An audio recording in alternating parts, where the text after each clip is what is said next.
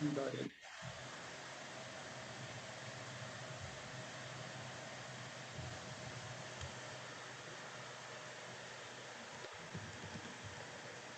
Hi, everybody. We're just waiting for a few more minutes for people to trickle in.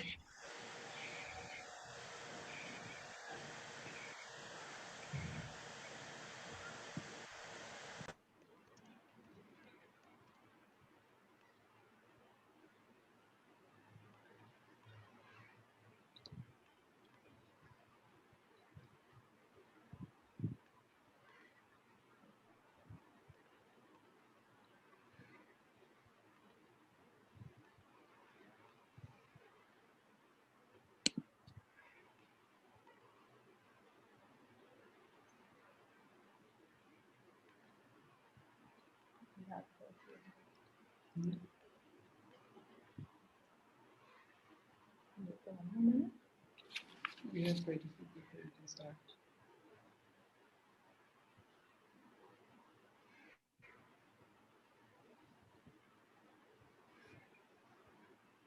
It's not like it's going.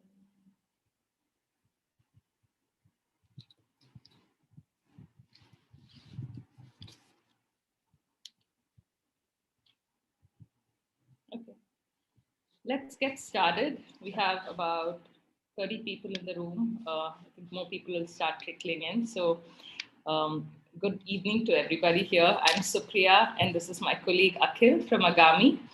You can hear us all right? Is there a way they can let us know?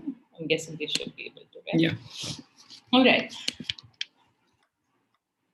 Perfect. Yes.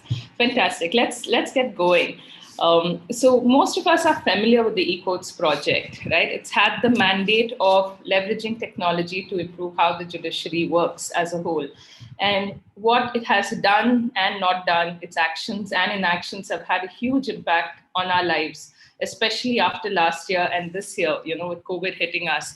It's affected us as litigants, as, civil society, as lawyers, as judges, the registry, like I think at every level. And what we have today is a really, really exciting opportunity, because for the first time in the history of this project has the eCourts committee opened up its vision and plan for public consultations.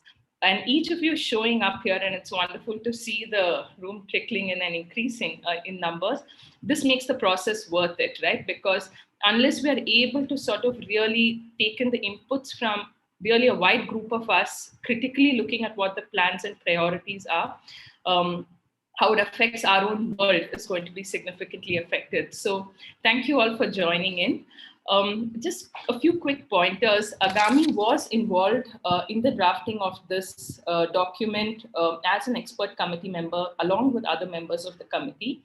And we have had the broad mandate of this vision document was to say, how do we look at giving direction to the project? So the phase 3 of the project is to commence this year, will be in operation for the next 3 to 4 years. And how do we ensure that this document guides its direction, acts as a framework to, sort of guide the contours of what it can and can't do and what it prioritizes at almost a 30,000 foot level. So in that sense, this is not a law or actually, a detailed operational document, but more, if you see this as a document that sets the framework for the teams that are actually going to be working over the next 3-4 years in operationalizing phase 3 of the project. And without further ado, what we will jump and why we thought we'd organize this town hall, this document has been uploaded both on the Supreme Court eCommittee website and the MyGov website.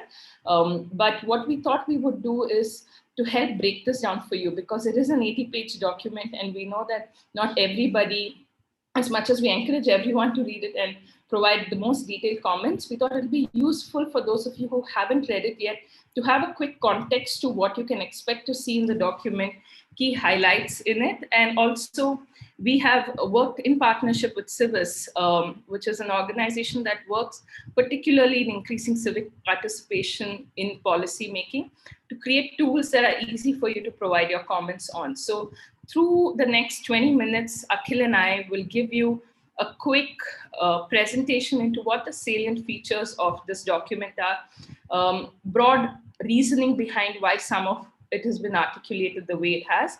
And then we'll hand it over to Civis to guide you through the platform. So with that, let's kickstart. Akhil will begin with presenting. So that this is not just us talking, let me bring up some visuals on the screen as well. So that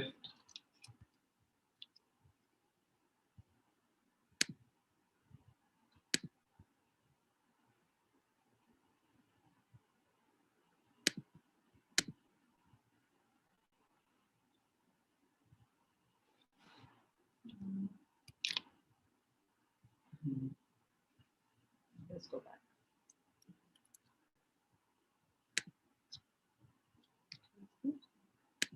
Yeah. Sorry, can you all see this? Just give us a second.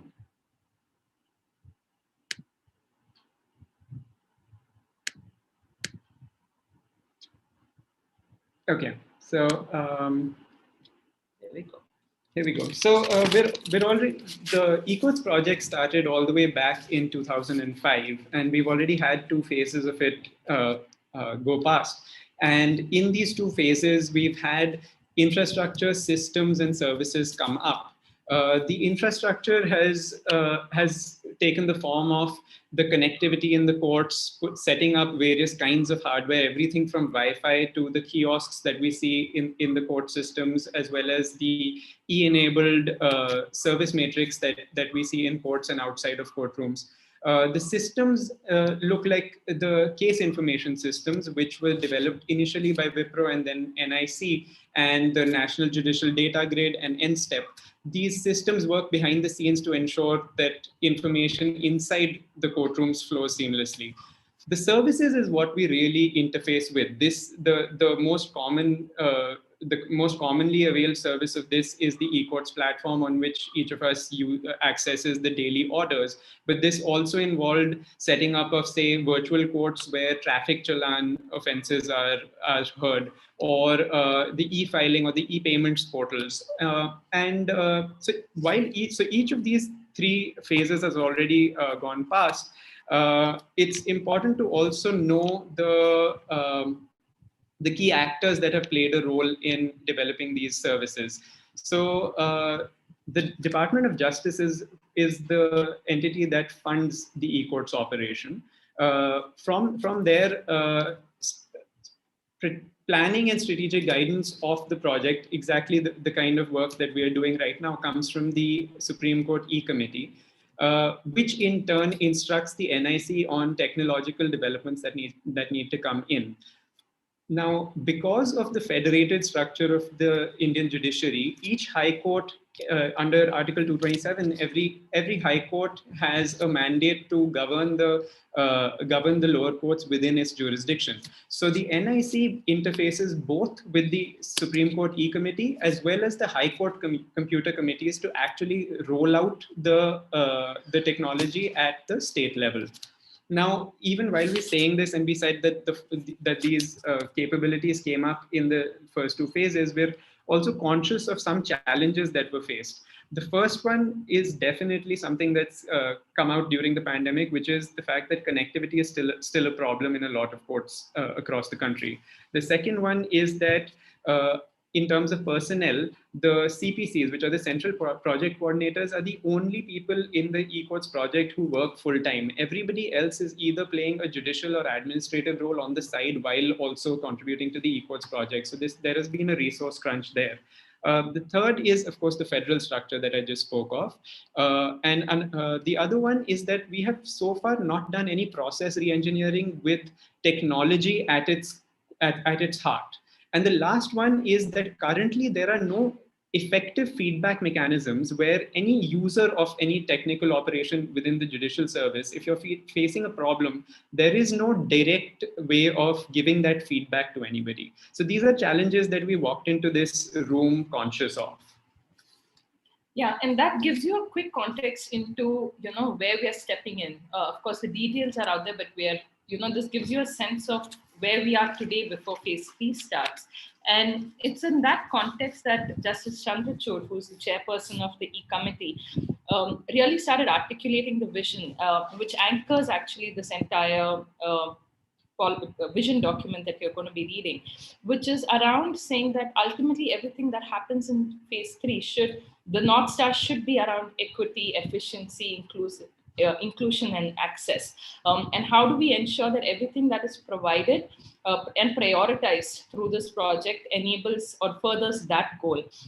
And when you think about it that way, these are words that have been used for a really long time, but if you want to internalize what it takes to realize it, he believes that we have to look at justice no more as just something that is rendered in a place or a court, or in that sense, as a sovereign function, that we should begin to see it as a service that is rendered by a range of actors, right? And what would that really mean? It means then we look beyond what actually happens only inside a courtroom to looking at what would it mean for the courts to enable dispute mitigation, containment, and resolution, which means how can the eCourts project advance legal awareness, so that we mitigate disputes? How can it advance alternative dispute resolution mechanisms or ODR to contain disputes and prevent them, basically settle cases outside court, or to resolve them within, your tribunals, courts, at whichever level of hierarchy we're talking about. So that is the vision sort of through which everything else is anchored.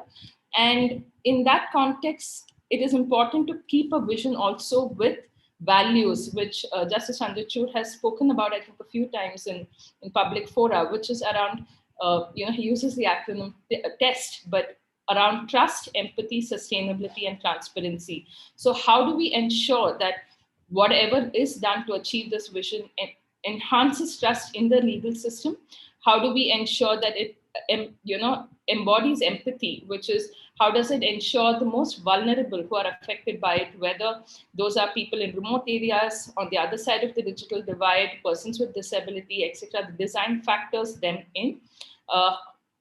The footprint is something now no institution can avoid looking at. So how do we also ensure it remains as a sustainable mechanism of working, and that might mean minimizing movement of files, paperwork, or people associated with the system, and ultimately transparency. How do we ensure the principle of open courts extends to even technology, whether that could mean open APIs, open data, open standards, but of course, keeping in mind the fact that each of these have to be balanced on principles of privacy, security, etc. So these are guiding values, and it's important to really anchor around this, because when talking about a vision document and series of decisions that are going to be taken over 4 years, all of which may not be foreseeable today, it's important to look at these guiding values as things that should act as a litmus test to making decisions. So there's a whole section on this in the document with examples of what these values in action would look like, and we would definitely urge you to look at them to be able to get a better sense of what that can look like when you translate it to decision making. With this context, so if you have this audacious vision of saying that, okay, how do we really improve access equity, leveraging technology grounded on these values, what becomes really clear is doing the same thing that we did over the last 10, 15 years isn't necessarily going to cut it. We are not going to achieve radically different outcomes with the same process. And it's in that context that, we were drawing parallels with what has happened generally in GovTech, not just in the eCourts project, but which is also mimicked in the eCourts project, which is you look at broadly, initially, a lot of technology adoption was only focused on automation, right? Putting the hardware, connectivity, basic, digitizing of records, etc. Then, like Akhil was mentioning, it led to the creation of systems, and we call these monolithic systems because they work more or less like, CRMs that many of us might be familiar with. Like, someone says, here's what I want this entire product to look like, and design it as a whole. So it's developed like end to end as a system, in this case by the NIC, but you still have, multiple ways of sort of engaging.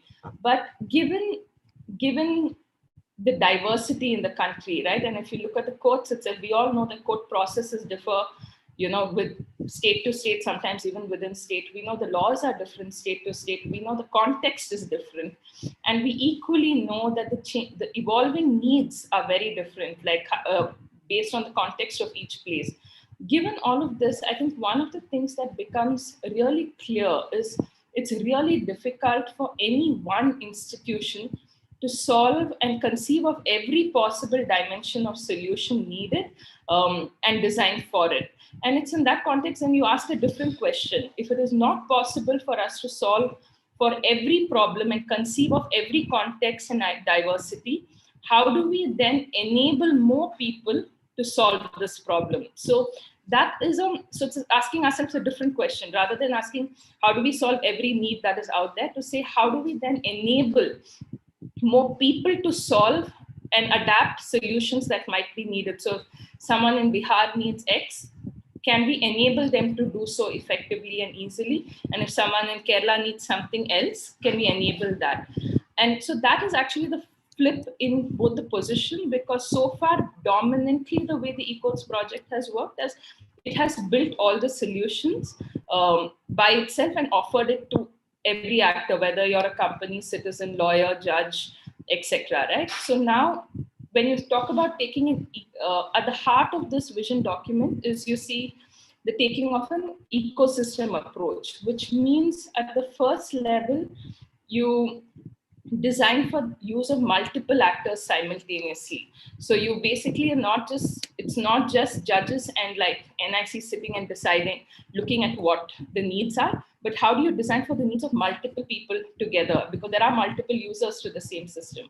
How do you ensure that you put in open modular systems so that people can build upon it, so that you're enabling creation of a platform in that sense?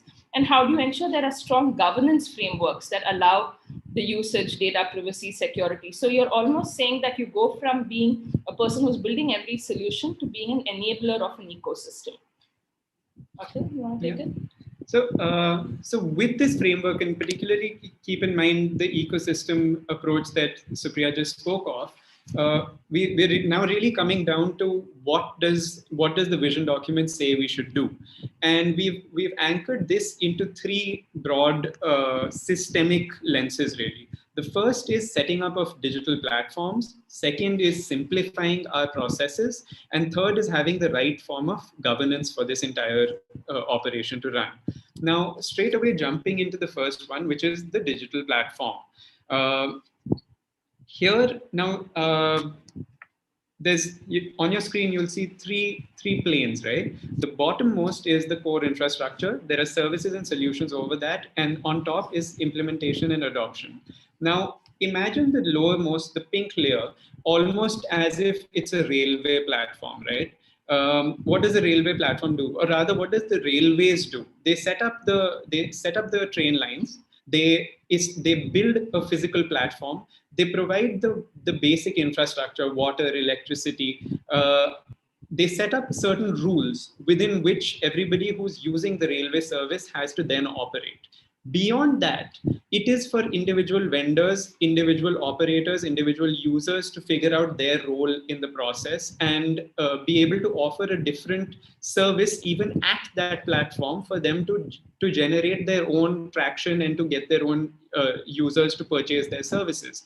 So if now adapting that analogy to our eCourts platforms, what we're talking about in this pink layer is really building digital capabilities. Now, this digital capabilities can be anything from the ability to translate using, for the machine to automatically translate from one language to another, for the machine to have a well-made digital case registry, to have standards and specifications using which different parts of the judicial system can connect at the back end.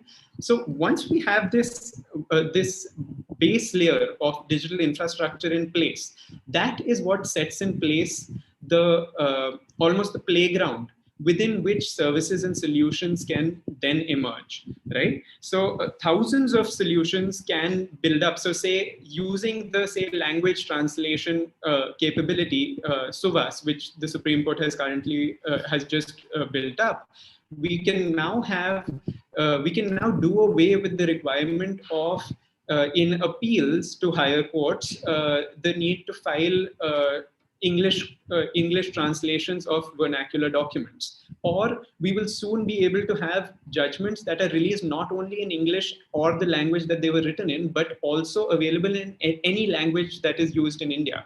So using that one capability, you then roll out a multitude of services. This is a big flip, because currently what we have been doing is we have been picking a service, and for each service we have been building the core infrastructure tagged with it.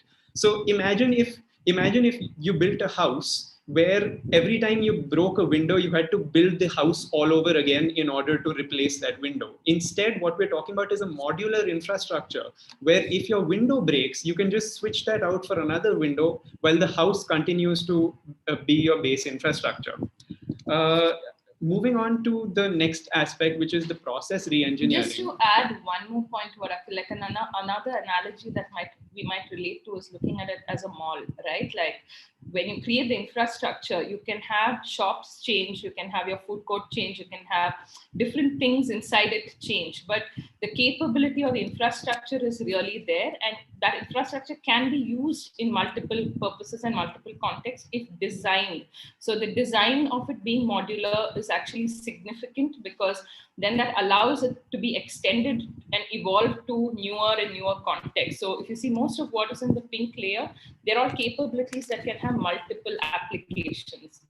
And equally that, we need them to be able to interact and exchange, because what is key, especially with the eCourts project, if we are saying that this should enable more people to sort of solve this problem, is there should be a unified way for there to be standard specification, APIs and protocols that allow these systems to actually talk to each other. Because if Karnataka High Court is doing something and Delhi is doing something completely different, how do you ensure that information exchange is possible between them? And that happens much only through when you have standards and specifications, and APIs are nothing except enabling systems to talk to each other, right? So the easiest example I can think of is, like how websites all have a protocol of, HTML or HTTPS, and now your own website that looks really different. You can use Gmail and I can use Yahoo, but our systems can still talk to each other because at the back end, there are these protocols and standards that allow for exchange of information, of data. And this is an element that is currently completely missing in the design of the eCourts project, which is why it is envisioned that all of this is guided through standard specification, APIs and protocols, and certifications. Certifications mean you can also decide who will have access to and not, rather than just saying open doesn't necessarily mean it's unrestricted open access. You can choose to certify who gets access to what and open it up as on a case-to-case basis. There's a spectrum of what's possible there. But the vision document contemplates that the teams consider this as a way to enable interactions between systems. On that point, actually, we'd like to flag page 34 of the vision document. It lays down certain principles that guide every aspect of building in the eCourts project. This houses everything from accessibility, inclusivity, to openness, to whole of system approach, to ensuring security of data. Now, the reason, so what we did was we housed this as the central mandate that would go out to any builder that is pulled into this project, so that every time that we've discussed every key goal that we've discussed, or every key capability or service that we've discussed to build in the eCourts project, we wanted to ensure that this framework, that these 7 things are something that cannot go out of the mandate of any builder that is brought in.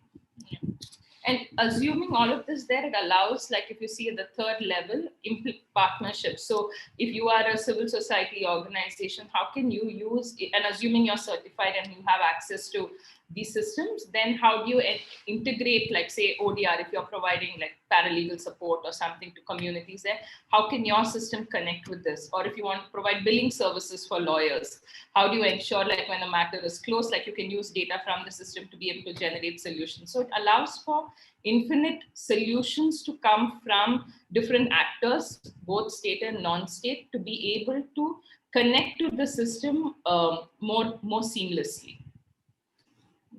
So moving on to the second systemic lens that we're looking at this project through, that is process reengineering. Very quickly, what this means is, now that whenever you have new capabilities, it is important to look at your processes and your administrative side of things to see, are your current processes the best use of the new capabilities that you have? So, for example, to draw an analogy, so processes can be looked at through automation or through a complete transformative change in the way that the system works. So automation for us in the judiciary could look like, when you're doing e-filing, there could be AI-assisted scrutiny of documents that is real time. So that is process automation. That reduces the amount of time it takes for the registry to come back to you with defects on your documents. Or it could look like doing away with manual registers that are currently maintained in all of our courts. On the transformative tech side, imagine when ATMs came into the banking system, right? Up till then, you always had to go up to a teller and sign a document and say, this is the amount of money that I would like to withdraw. Now, with ATMs coming in, the question was not, how can we make the teller do this job faster? The change that came in was, we eliminated the teller from that job completely. Now, that is not to say that that technology can replace every single process that's already there in our judicial system, but it allows us the capability to take that call on a process by process basis. So for what cases can we perhaps move to a digital assisted means of hearing? Where can we have asynchronous hearings? Where can we have virtual courts, and where do we need to continue to have in-person hearings? So all of this needs to come in through changes in laws and regulations that govern us, and the High Court rules themselves. But so far, this process reengineering has not been done with tech as the enabler, which is what we're recommending now. Thanks, Akhil. And I think third element, Akhil had pointed out, there were two. One was the digital platform. The second was process reengineering being given as much emphasis as much as the platform. And the third is the governance, because we all know the best ideas make or break based on the teams and the capabilities and the personnel you put behind it. And some of the most systemic factors that came out when we looked at the existing structure was, one was it was missing this holistic design approach, right? But basically it was the eCommittee sitting with the NICs saying, what the specifications are, what needed to be built. But if you think of how a good, housing or a township is built, when you have architects or people who are able to first design rather than going directly to contractors who develop, it makes a big difference to how the entire city, township, or residential area sort of like manifests itself. So I think the first thing we figured was missing was people with the design capability, almost like that architecture to technology, much like it exists in the physical environment. Functional capability and bandwidth of the courts were another huge thing, because like Akhil mentioned before, many of the same personnel were doubling up to also sort of, the eCourts project as a whole. In that context, and to mitigate some of these concerns, this is what the vision document contemplates, a transitionary structure which can last a year or a little longer, but then that sort of evolves from there into a more permanent structure. And in the transitionary structure, it articulates that we remain cognizant of the fact that, there is, till all of this is put in place, the existing machinery shouldn't be like overnight stopped. So we continue it till there is enough of a platform built and the systems inside the new envisioned structure are in place before we in any way dismantle the old. But broadly, the teams and the governance structure, this is an oversimplification diagram, but broadly the way we're thinking about it is, there is a DOJ which continues to sort of provide the budget and overall monitoring for the project. You have the Supreme Court eCommittee, which in the current context should be expanded to also include members from the High Court Committee on some representatives from the High Courts on a rotatory basis. This is just to ensure that we have participation from high courts in the development of it, rather than it being a pure, mission of the Supreme Court alone, which will be responsible for planning and strategic guidance as a whole, right? And it'll be this committee's role to appoint the DCTO, which is the Digital Courts Technology Office. This is a new structure that the document introduces that didn't exist before, which will focus on the design of the architecture, which will look at creating the high-level blueprint of what this entire platform should look like, creating the protocol, standards, specifications that we mentioned before, and doing the early proof of concept studies while they're speaking and understanding the needs of the high courts to design this, right? And the actual development itself needn't necessarily happen by the DCTO. They can empanel a range of vendors, which could include the NIC for the development and implementation of it. But the DCTO will be primarily a committed team of actors who have the expertise in designing and building large-scale systems, and be accountable to the SEC, the committees, for the execution of it. So if you see, they develop the base infrastructure, the pilots in that sense, and empanel the vendors, and will be the primary people accountable to the high court committees. It envisions also that the high courts can choose to create a technology office. If they choose to do, they can choose to work with the DCTO, which is more the central team, for the development, configuration, and adoption of the platform. In the longer term, only because this is seen as a really long-term project, which will not end in 2 to 3 years, because the evolving technology and other needs will continue to change in the long term. To evolve the DCTO, this entity you see here, to being a statutory-backed council, which will have representatives from both the high courts and Supreme Courts, and even a few independent members, that will be responsible primarily for. It'll have 2 units, almost created like through Chinese walls, which is one will look at design and development of standards, which will including ensuring there is a data protection policy that needs to be placed, standard hardware procurement processes, how do you ensure interoperability between systems, providing advice on process reengineering, etc. So one part of the NJPC will work on that, and the other part will actually focus doing the development through vendors and others, where looking at building the digital platform as an infrastructure for courts across the country. And at the Supreme Court eCommittee and the High Court eCommittee level, they will be responsible. This will work with both of them, be accountable to both of them primarily, but each of the committees will be responsible and will have the final say in terms of what should be prioritized, what is the direction it should take, etc. So in that sense, to maintain the judicial independence and accountability, the committees are still responsible for the high level planning and strategic decision making. Beneath the high courts and the Supreme Court will be both what is called the CPC, which already exists, the Central Project Coordinator. We are talking about the tech office is a new creation, which doesn't exist in both the places, which will focus on doing the development, configuration, and grievance redressal of the platform as it evolves. So there are more details to what each of these roles are, but I think the new elements are primarily these, so that we're bringing the functional capability. But it is important to remember that just because they're called technology office doesn't mean a lot of them relate to design, adoption, etc.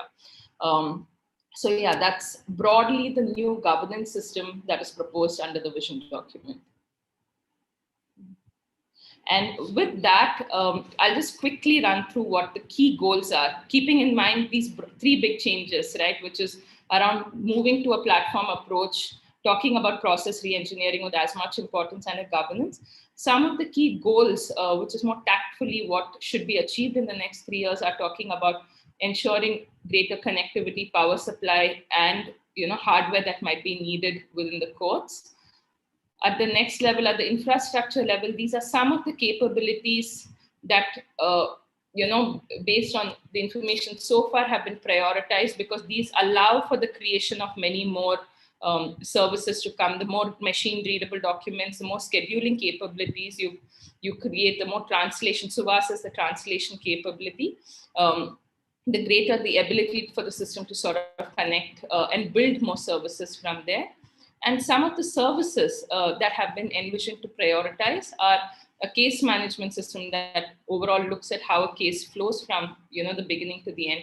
E-filing already exists, but the way the document envisions is to sort of really make it a way more seamless process, with machine readable documents from the beginning, removal of any processes that require duplication of filing physically or payments physically, open digital hearings, which are envisioned as a combination of online, offline, IVRS, video conferencing systems, which are determined based on the case type, context, etc. So it's not talking about making all cases go online or about video conferencing as a whole, but saying how can the courts identify types and classes of cases or processes in the proceeding that can go digital and explore different solutions that may be apt for different contexts.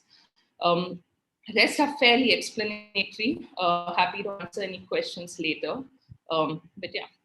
So even as we achieve those key goals that Supriya just mentioned, there's for each of the kind of user that a court has, there's different benefits that's going to accrue. So for, say, citizens, the idea is to create an easier way to track your case, to be able to be able to access orders in your language, to be able to know what stage your case has reached through an easily accessible web platform. For lawyers, of course, the e-filing itself, the natively digital e-filing itself, and instead of executing your documents in print and then scanning them and filing them, if we have native digital filing, or have real-time updation of case records, where on your web portal you see exactly what is there as the case file exists in the registry, or you have smarter scheduling where you can actually so once a cause list comes out, you can actually indicate on the cause list itself whether you would like the case to be moved, or if there is a conflict that exists between a particular case and another one, and therefore that the machine itself would not schedule two cases that are likely to clash. For judges, a significant impetus is there in AI-assisted writing of judgments, as well as in terms of research. For court staff, there is a significant amount of time that will be saved by bringing in smart scrutiny of the filings and bringing in templates for different kinds of orders. And of course, for the legal system as a whole, there is a huge amount of benefit that will be gained from integration of various systems that today don't talk to each other. And that will then eventually allow citizen-centric tools to come up.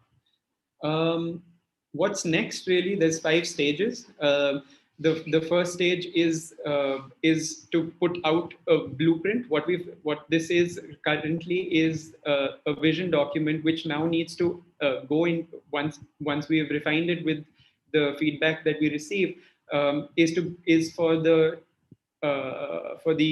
platform architects to build up the blueprint of the principles and the standards along which the individual platforms are to be developed. The next phase is for the development of the infrastructure itself, and then to move into a pilot phase in one or more high courts, and finally for the digital infrastructure to be extended to every court in the country for it to be implemented.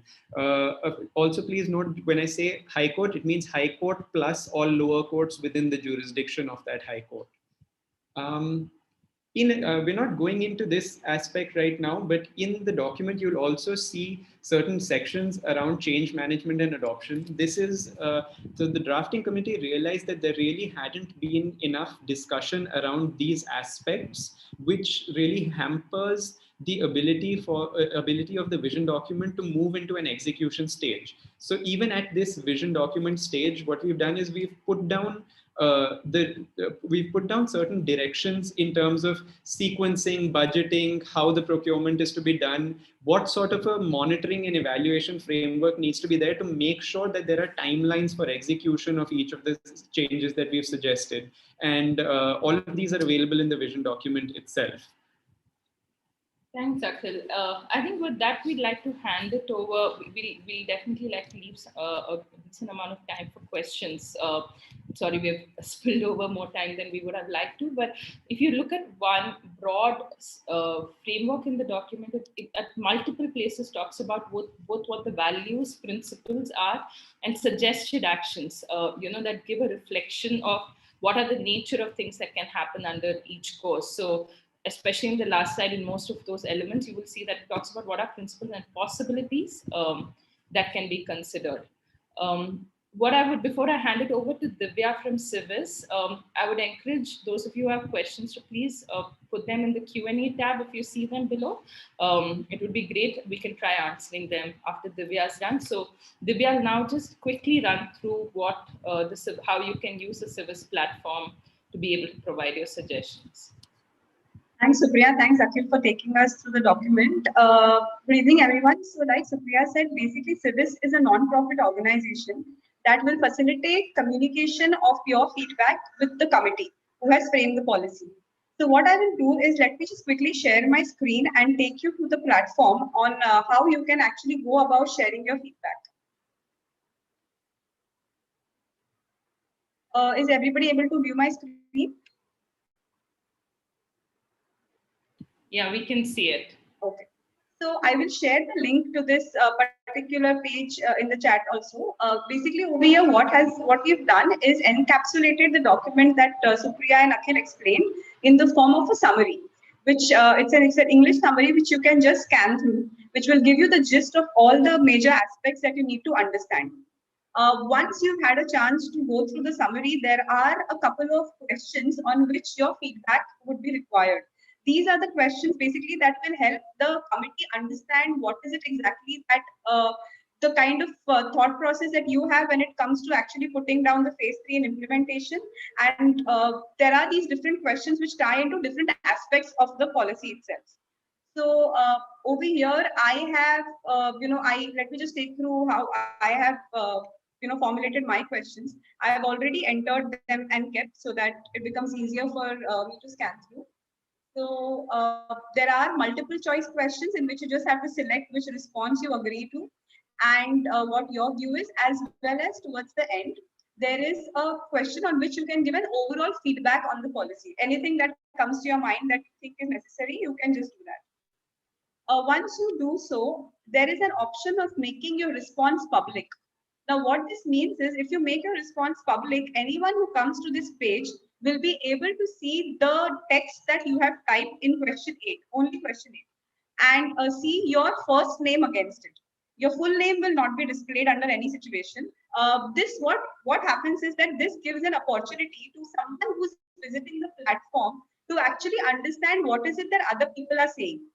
And the platform also has a functionality in which it can in which it can probably, it can help you select a particular response that you agree with. So if I have a particular thought in mind and I see someone else having written the same thing, I can easily use that response. There's an option called use the response, which I should show you, and the same text gets populated under your name. So over here, you will see that there are all these citizens who have made their responses public. So it helps one understand what is it that overall people are having in mind. So I have clicked on make my response public. I will now click on this orange button, this tab that says submit response. Once I click on submit response, at this point, you would be required to either sign up or sign in case you already have an account.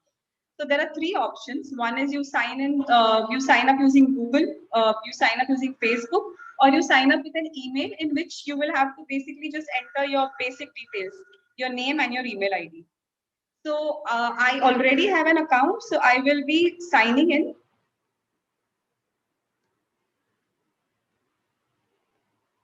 I have my password.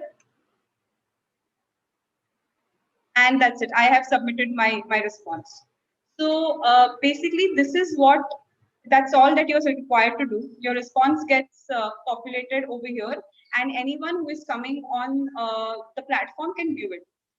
We can already see that there are 33 responses, out of which 15 have been made public.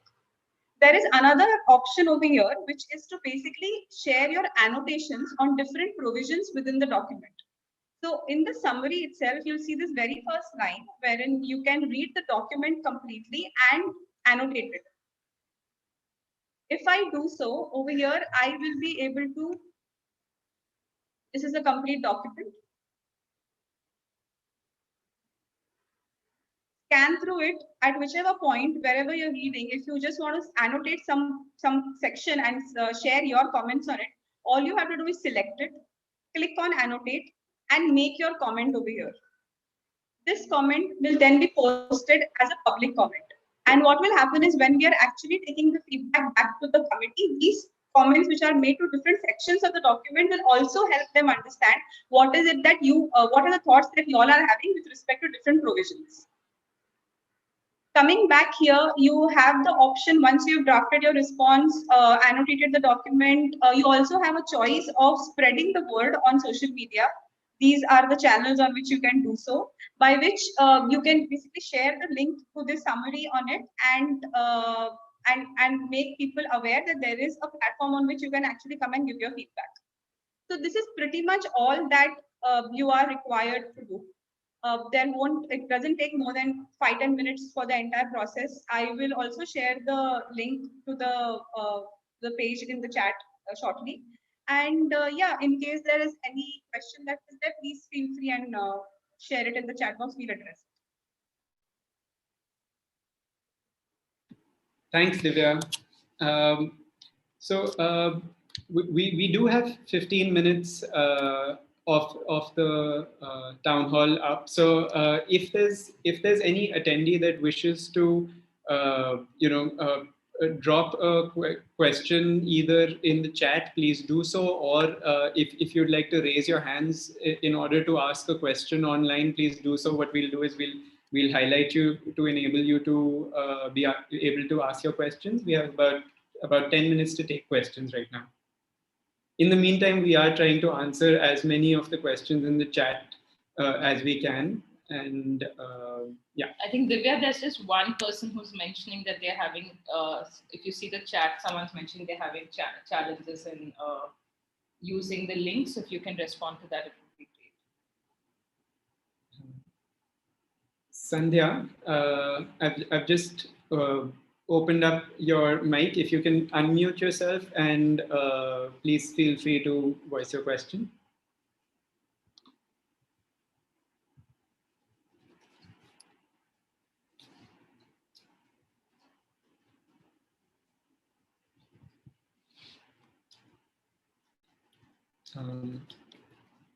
Sandhya, you'll have to unmute yourself.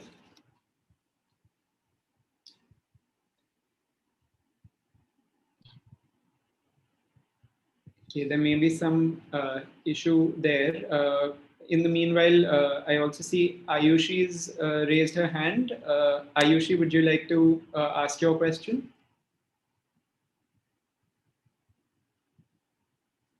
You'll have to unmute yourself to be able to talk.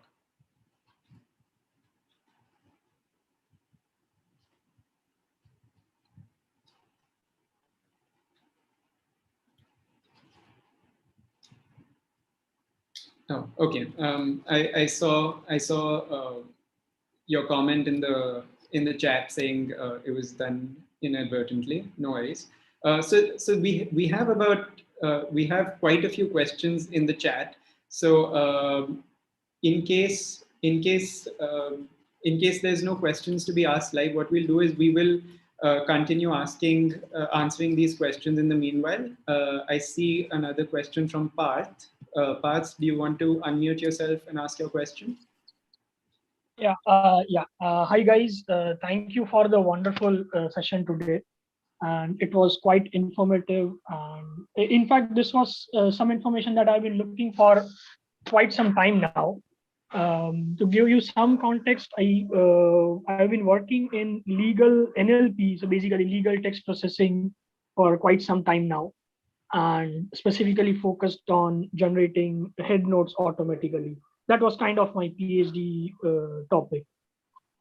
And there were a lot of unanswered questions, like what role is government playing? What role are the courts playing? Like, do they even want this? And this presentation really helped me to understand the bigger picture. And coming to the question, like, it's straightforward. What role do you see industry playing, and specifically tech industry playing in this entire setup or entire framework? And will there be legislative hurdles? Like, what kind of support? I mean, yes, on paper, I understand that industry can play a major role, but how receptive will the judiciary or the government be to such an initiative? Yeah, I think that's a great question. And one of the things that this document envisions is, that the public good, which is the infrastructure layer, is still something that is primarily created by the judiciary, right? Like by the eCourts project. But I think by the very fact that this document talks about taking an ecosystem approach, talks about setting in place processes for certification, standards, and open APIs, says that in contrast to the current stance, it is like, and this is not yet an approved draft, so it is still a draft, but subject to finalization.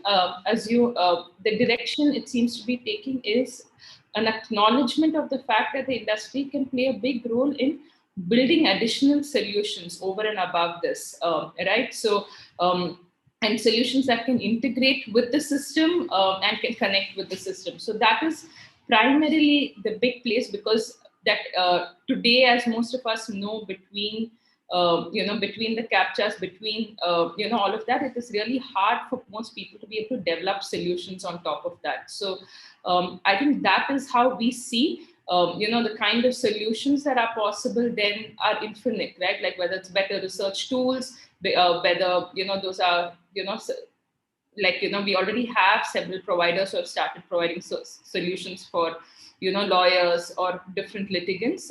You can even start building that are more litigant facing, etc. So I think the possibilities to build solutions that integrate and leverage the system increases significantly if this direction is taken.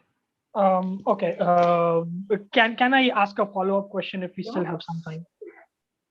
One more, and we should go to the others who have questions. Sure. I'll make it quick. So, I understand that the thing that this document envisions is the industry playing role in developing the solutions.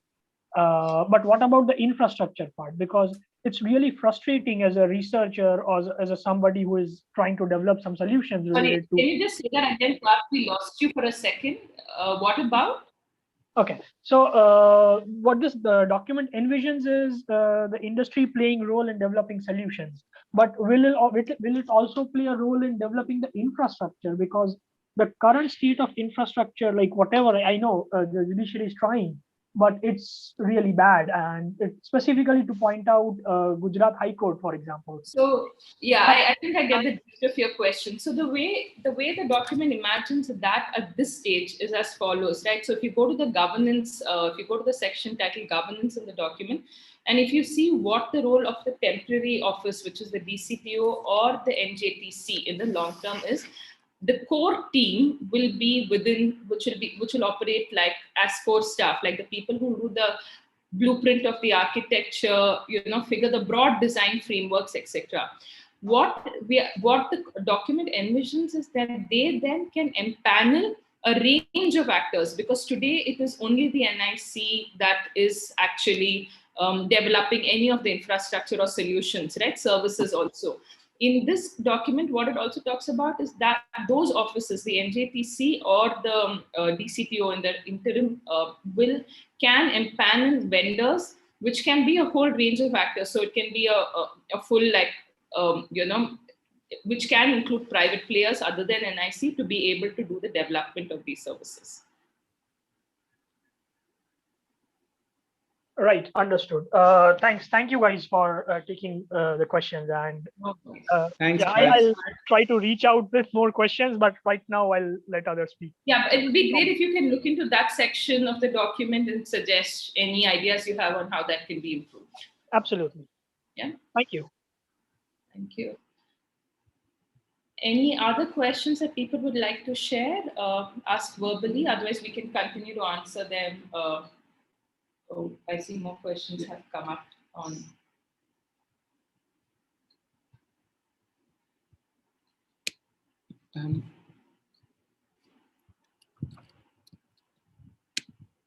So Karthik asks, does this phase acknowledge the digital divide? And if so, how does it propose to be equitable in view of this divide? Karthik, I'm so glad you asked this, because this has been a mainstay of what we've, this has been the one thread that has run through our entire consultation process and our entire the entire process of formulation of this document, because the approach that we wanted to ensure that this document takes is not only to just to ensure that it doesn't expose the digital divide, but rather that it helps to bridge the digital divide. So that is the approach that we've wanted to take throughout. And it is with that specific outlook that we have included several places in this document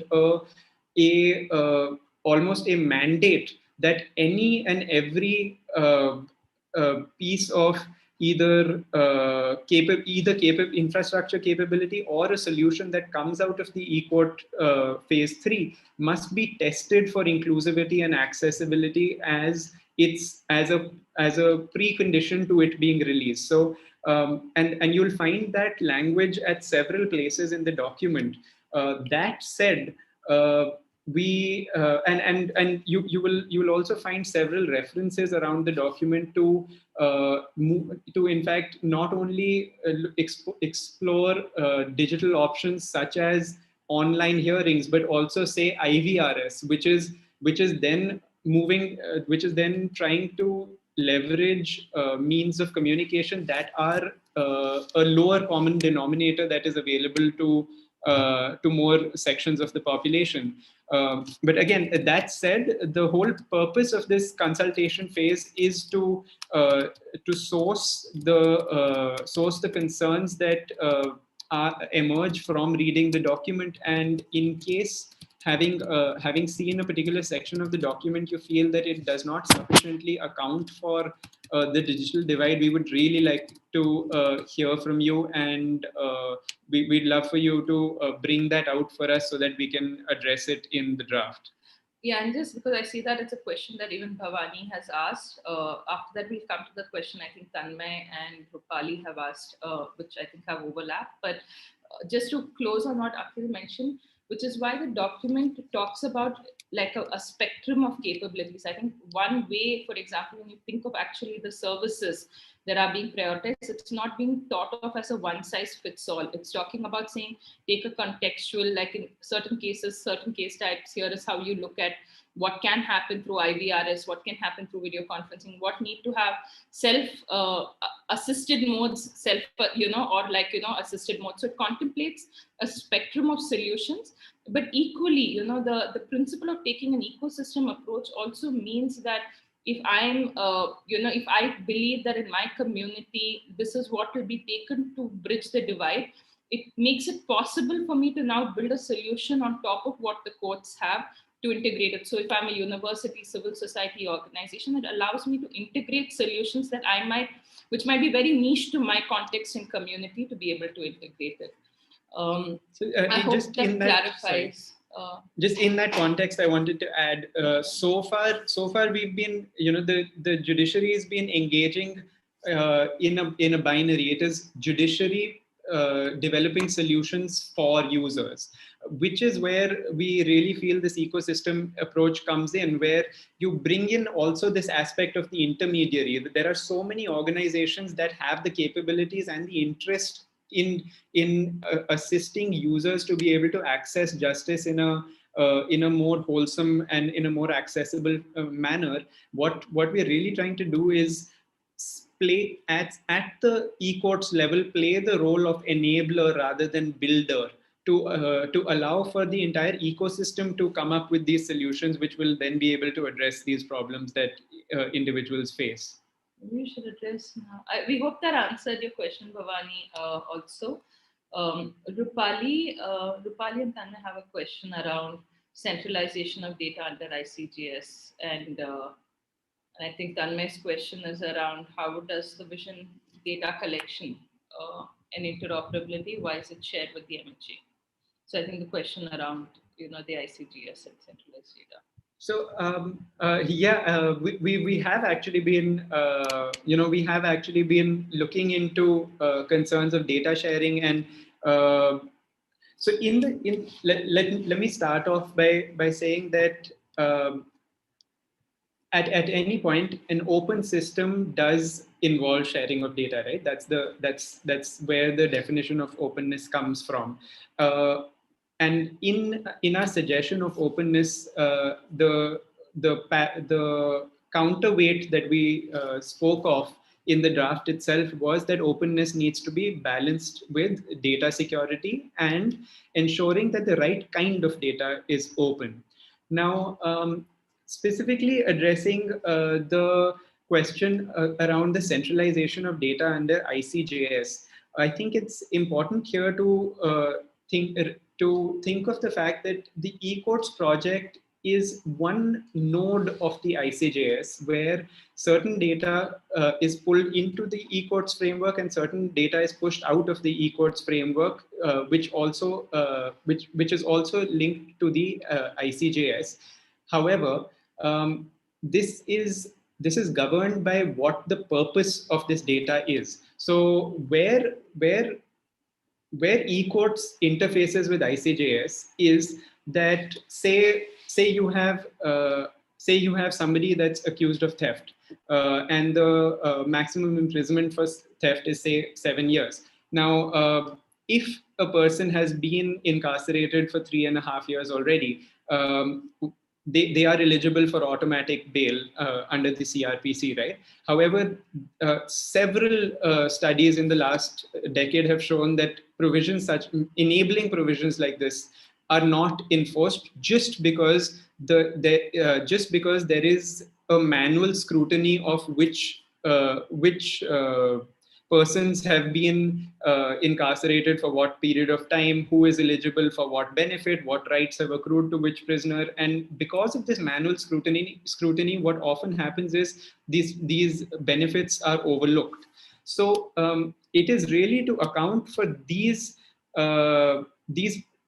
use cases where having an ICJS benefits the judiciary to ensure that it discharges its mandate, that we want to ensure that we at the eCourts level can connect with the ICJS. On the fact that the ICJS or other systems that exist in the government itself are to store data in a particular manner or are to consolidate data in another manner, I'm not sure if the eCourts as only one node which is drawing data out of the ICJS is in a position to govern what the MHA or other ministries do with the data that is housed by them. However, what is within our control is the terms within which we share our data with anybody outside the judiciary. And you will notice that in the document, there has been several mentions of the fact that the whole of system approach, the minimal data approach, the accounting for sensitivities around data approach require for the judiciary itself to come up with its own data security framework. Yeah, I think like in couple of points in the doc, and this is where, I mean, we'd love Rupali or Tanmay, if you would like to raise your hand and like add a verbal comment to this. But what the vision document contemplates is for the the DCTO office and the NJTC to create these frameworks, that it acknowledges that these frameworks need to be created in a consultative process. It doesn't say what the framework is because that's slightly outside the scope of the vision document, but it says a data protection framework needs to be created and a certification system needs to be created to see who and to what extent people need what data. But if you have any suggestions on to what extent the data should be and if it needs to, because right now it talks about it at a 30,000 feet, leaving it at that, saying that it needs to develop these frameworks of sharing through protocols and certifications that will be designed through a consultative or a co-creative process. But if you have suggestions on how that can be strengthened, I think that would be incredibly valuable. Keeping in mind that the eCommittee cannot change all of what's happening in the MHAs, but what is within the eCommittee's domain to sort of be able to determine it, it will be very valuable. And we're happy to direct you to the places in the document where this is mentioned, if you'd like that. Anyone, Partha, Rupali, any follow-up questions to that? Otherwise, we can move on to the others that are there. Maybe we can take one more question. I realize we have a little past time, but what we could do is we'll definitely answer these questions remotely, I mean, over text. I'll just see. So I think there are a few questions around how does it again, support the persons with disability? How does it look at different kinds of solution?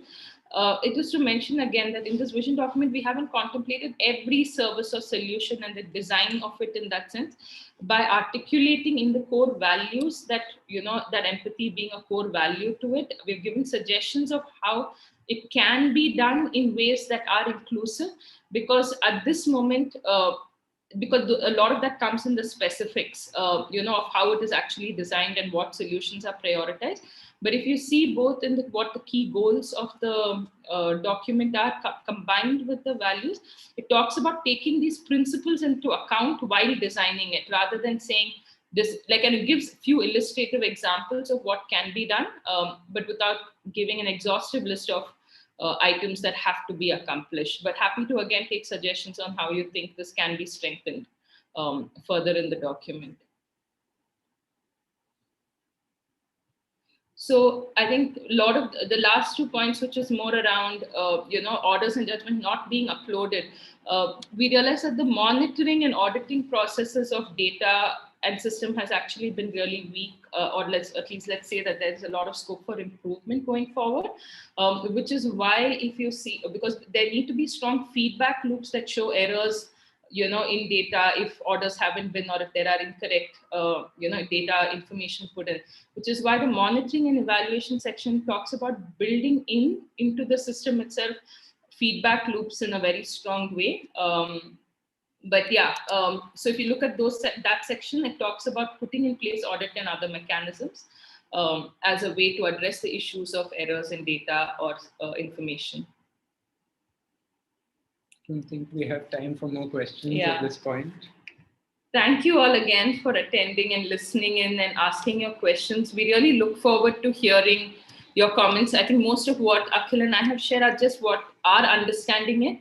It in no way means that this document cannot be improved, strengthened, or significantly refined. So please do share from your different vantage point of view, things that you think need to be detailed out, or things that don't necessarily sit well from the vantage point of view that you have. And we will definitely work with, your inputs, if shared with the service platform, will definitely be relayed, or you can even directly share them with the eCourts committee on email. And we'd be more than excited to learn from it and improve what the final version of this document is going to be. Thank you, everyone. Have a great day, and do remember to drop in your suggestions, either through email or on the Civis platform, and hope to hear from you there. And we'll share the recording of this session in case you or any other colleagues would like to hear it. We will put it up on YouTube, and we'll share the presentation also with you for easy reference. But please know that the presentation is a super abridged version of the vision document.